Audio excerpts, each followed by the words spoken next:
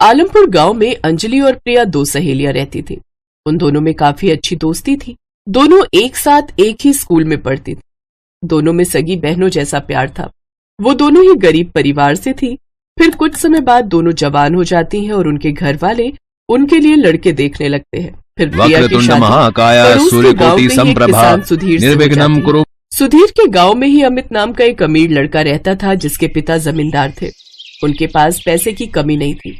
एक रोज जब अंजलि प्रिया से मिलने उसके ससुराल पड़ोस के गांव में जाती है तो अमित की नजर अंजलि पर पड़ती है। अंजलि दिखने में बहुत ही खूबसूरत थी और इस बात का घमंड भी उसमें था।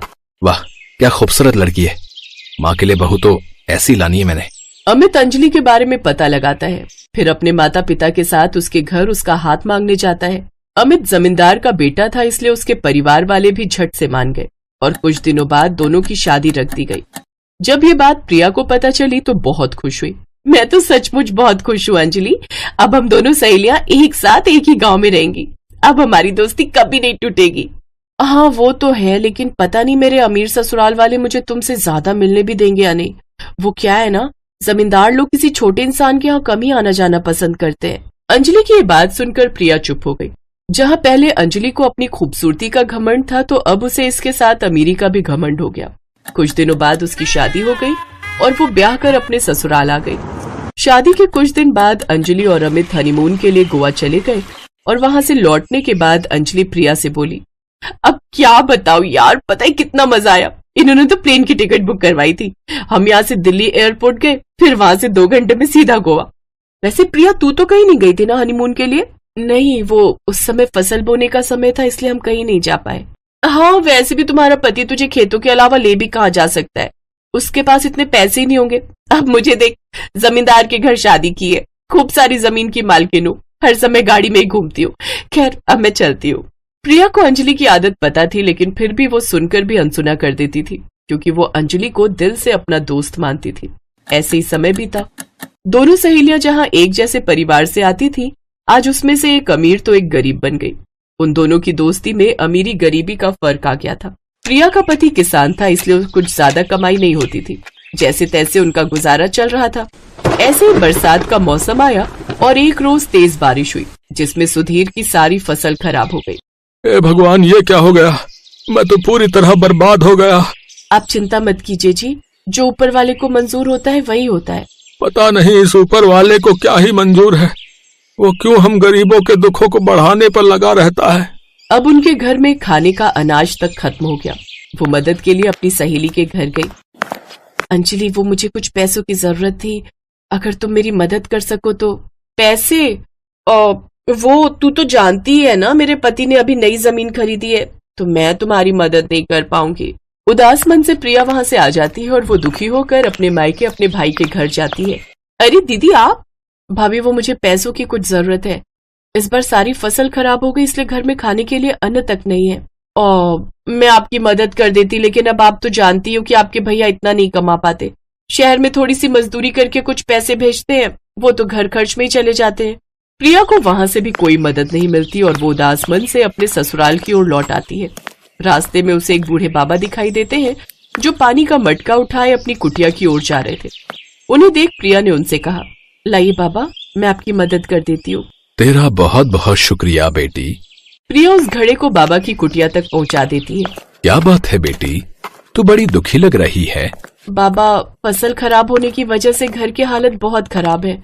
खाने तक को अन्न का दाना तक नहीं है। अमीर सहेली से मदद मांगी तो उसने मना कर दिया। भाभी से मदद मांगने गई तो उन्होंने भी खाली हाथ मुझे लौटा दिया। मेरी तो कुछ समझ ही नहीं आ रहा। तभी बाबा उसे रसोई से एक घड़ा लाकर देते हैं।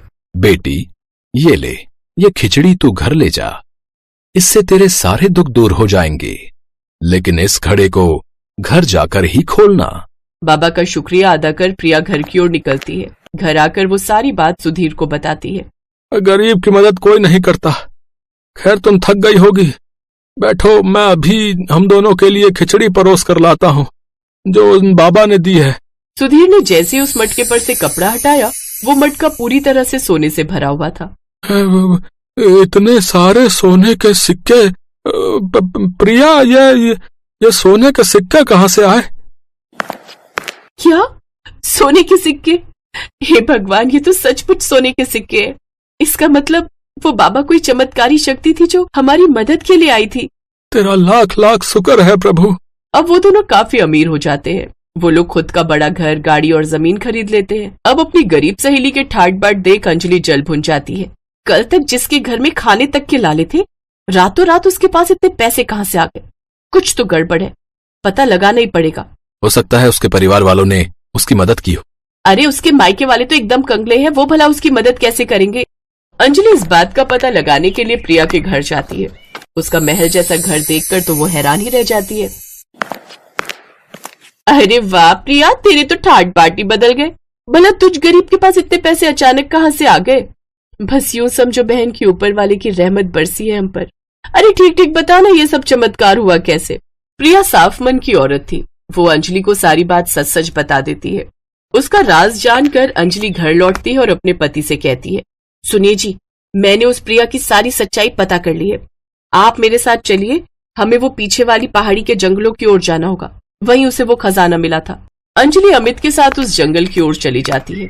रास्ते में उसे एक बूढ़े बाबा मिलते हैं जो उससे कहते हैं, बेटी, मेरी मदद करो। ये पानी से भरा घड़ा बहुत भारी है। मुझ बूढ़े के बस की बात नहीं है इसे उठाना।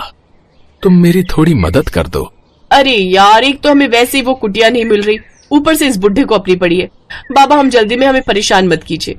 अंजलि बिना मदद के ही वहां से चली जाती है। कुछ दूर चलने पर उसे एक कुटिया नजर आती है। अरे अमित, वो देखो सामने कुटिया है, लगता है यही वो कुटिया है। चलो अंदर चलते हैं। जब वो अंदर जाते हैं तो अंदर वही बाबा होते हैं। बाबा आप? आओ बेटी, बैठो। यहाँ तक आकर थक गई होगी। शुक्रिया बाबा। तभी अंजलि की नजर रसोई में रखे ढेर सारे घड़ों पर जाती है। बाबा, इतने सारे घड़े, आखिर है क्या इसमें? कहीं कोई खजाना तो नहीं? हाँ हाँ, इन घड़ों में कर्मों का फल है। जो कोई भी मेरी झोपड़ी में आता है उसे उसके कर्मों के हिसाब से इस घड़े से फल मिलता है। कुछ दिनों पहले ही तेरे जैसी औरत यहाँ दुखी आई थी, जिसकी अमीर सहेली और उसकी भाभी ने उसकी मदद के लिए इनकार कर दिया था। तब वो यहां से एक घड़ा लेकर गई। न जाने उसके भाग्य में क्या निकला होगा। अच्छा बाबा, फिर तो आप मुझे भी जल्दी से घड़ा दे दीजिए। हाँ हाँ बेटी, तुम भी एक घड़ा लेकर जाओ, लेकिन ध्यान रहे इसे घर जाकर ही खोलना। बाबा ने उसे एक घड़ा उठाकर दिया। घर पहुंचते ही अंजलि ने जल्दी से उस घड़े पर से कपड़ा हटाया तो उसमें से ढेर सारे बिच्छू बाहर आए। अरे ये क्या बिच्छू? लगता है प्रिया के कर्म अच्छे थे, इसीलिए उसे सोना मिला, और हम लोगों के कर्म बुरे थे, इसलिए हमें ये बिच्छू मिला। अब अंजलि को अपनी गलती का एहसास होता है और वो प्रिया के घर जाकर उससे किए गए अपने बुरे कर्मों के लिए माफी मांगती है। अब दोनों सहेलियों में फिर से अच्छी दोस्ती हो जाती है, जिसमें अब घमंड बिल्कुल